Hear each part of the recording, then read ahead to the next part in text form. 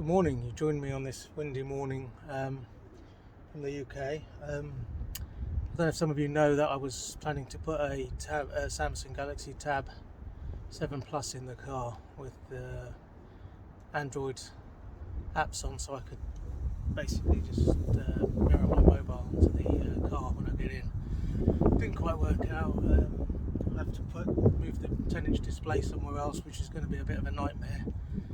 And I can show you. The screen is from factory, built into the middle. So what I was planning to do is put it here. I didn't really want to drill into the dashboard and ruin the look of the car. Plus, also the airbag comes out, so it'd be in the zone of the airbag. I didn't want to interfere with that too much either.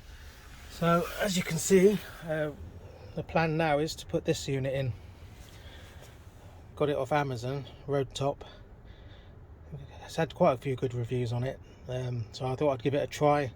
Basically what I'm trying to get is, when I get in the car, I just want to have the phone in my pocket, and the phone will connect to the car straight away, and I'll have all my apps on the built-in screen there.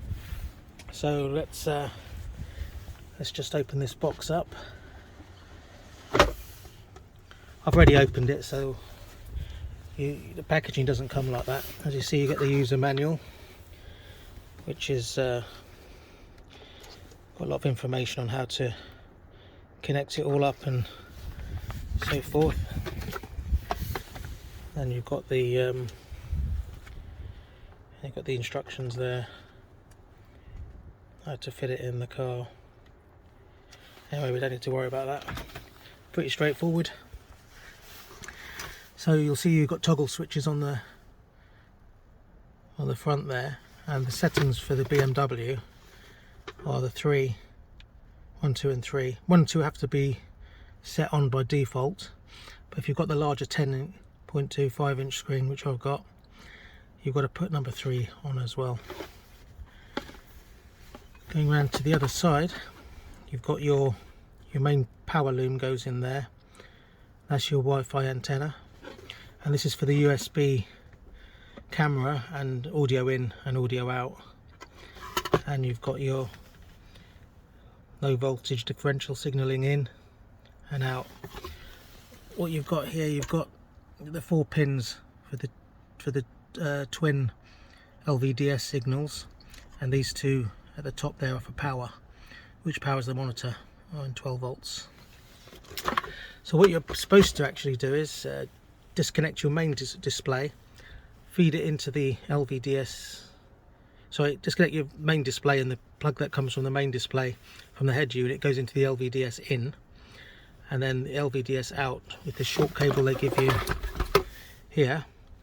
That will just go from this unit to your display. So basically this box is going in between your display unit and your head unit. What they do give you a wiring loom here, so you just got a piggyback cable with your power loom cable, which goes in there. What I'm planning to do is put it under the back seat. I don't really want to run the wire all up the side and to disconnect the glove box and all the side trimming. So right, let's just get into back seat's very easy to take out. Just move my tripod out of the way. So basically you just pull up and the back seat will come out. You can just remove the back seat. I'll just pop it over here.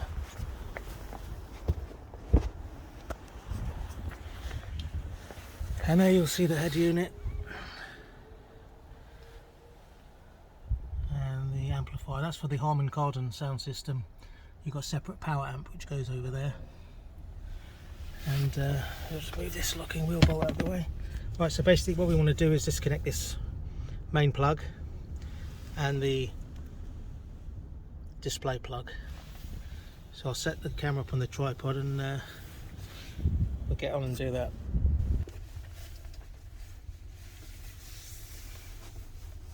Right, there's a little tab here which you push in and undo the cable. Nice and simple. and this one you've got what they call a quad lock, so you pull the lever back and that will just come out like that. Here you go. Right, so what I'm going to do now is put this piggyback lead in, so this will go, you can see here, it's a you just pull this lever up, and as you push it in, as you push that lever down, it will pull the plug in. So put that in there.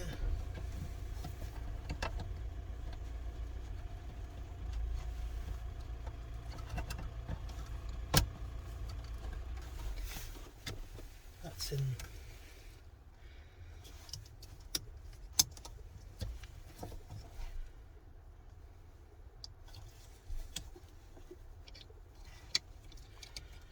So that will, as you can see there, pulls it in. And that's that connected. You've got extra cabling here for microphone, so if your microphone in the car doesn't work, you can connect an external microphone on there. Wi-Fi antenna, so we'll plug that in.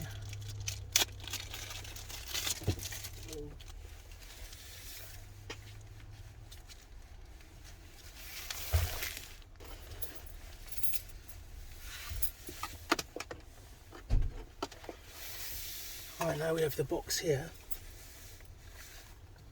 I'll just plug in your Wi-Fi antenna.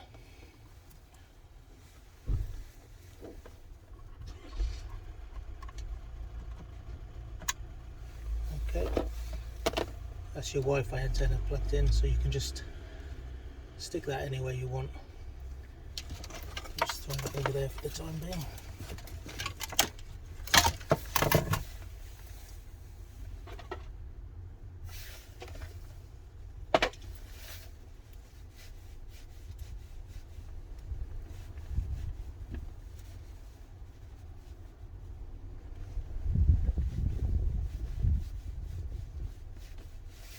Right, you've got your LVDS cable here. So this is your LVDS cable running to your main display at the front. So what you're going to be doing is you're going to be plugging that into the LVDS out.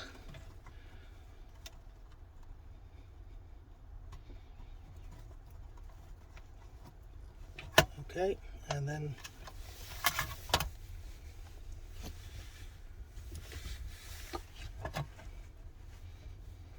this one plugs in there. So your output from your head unit will be going into the input of your box. There you go. Right, just move to the front. It's as simple as that. So we just move to the front now, and everything should power up. What it will do, if we connect the other end of this, the power, it's always a good idea to do this last. So that will go in like so. Right, let's switch her on and see what happens.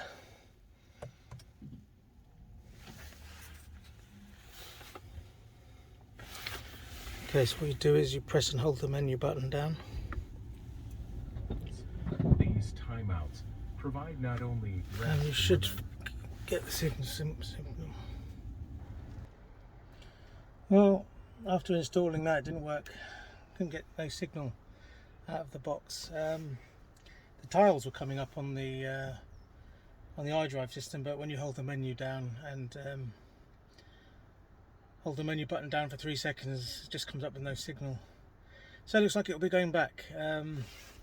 Another option I've got is to try and code the car for Apple CarPlay and get a box called Picasso. Gabor Lentz, I've been chatting with him on Messenger, He's pointed me to that and said it works quite well in his i3. Basically, it's just a box where you plug into the USB for 5-volt power, and you Bluetooth it to the car, and then you Bluetooth your phone to the device. He seems to say that works very well, so I'm going to go down that route. The good thing about that is it's got GPS built into the unit, so I can use it with my TomTom maps on my phone, so I don't have to put the GPS on the phone and drain the battery down. Well, we tried it, so it's going back to Amazon. Unfortunately, I've tried the dip switches in all kinds of positions. You're supposed to have 1 and 2 and 3 down with a 10.25 inch screen. I've tried it in all kinds of configurations, all off. I've tried it the other opposite end in case they've got the switches around the wrong way. It just doesn't want to work, so just given up. I'll just wash the car now and go for a nice drive. Anyway, thanks for watching. Catch me on the next one. Bye bye.